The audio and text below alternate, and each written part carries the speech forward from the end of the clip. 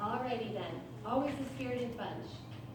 Do we have a quorum? The only item on this evening's agenda is a public hearing for the Very Big Corporation of America's application for a big box retail project in the R1 single-family residential district.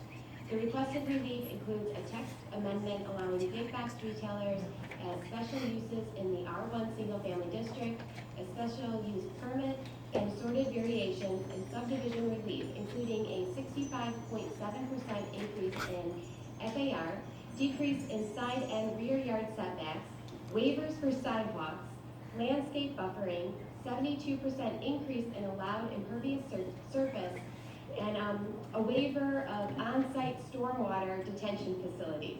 Pretty routine stuff.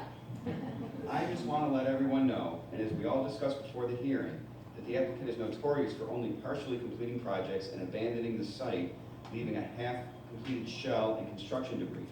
They will only get their zoning relief over my dead body. You know, as we discussed before the meeting, the merits of this application are obvious. I mean no disrespect to Commissioner Collins' comments, but how can a big box retailer ever be a bad thing? So what if they have a history? We have to believe that they will complete their project in good faith. Besides, they are removing all those horrible homes in the area. I mean, what a slum. Isn't slum clearance a good thing? I resent you calling my neighborhood a slum. Our homes may not be the largest around, but we're good people. Whatever, you live in a slum. Many of us grew up in the neighborhood, and we want our children to be Slum, protected slum, from strangers, slum, traffic, slum. overbuilding. Maybe it's time for you and your type, or neighbors, to move on. I hear that the Village of Utopia has a model affordable housing program that IHDA just loves. At least there, your kind will be welcome.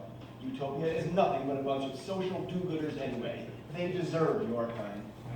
Don't we have a boundary agreement with Utopia? A little bit to unpack there. All right, so first, the chairperson's comments, talking about the variations and the relief in the applicant is seeking. You'll notice that they talked about it's a 65.7% increase in FAR, decrease in side and rear yard setbacks, waiver for sidewalks, landscape buffering, 72% increase in allowed impervious surface. So some pretty specific figures there.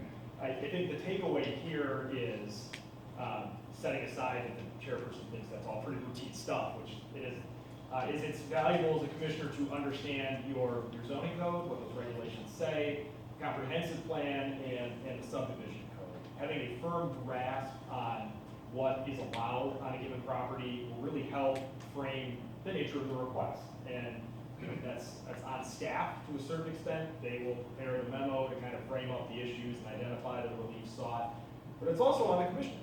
You've got to spend a little bit of time with this. I know it's hard. It's not your full-time job, but knowing what those standards are ahead of time will help make sure that the meeting focuses on what's relevant and you get a result that's more in line with what the village's policies are.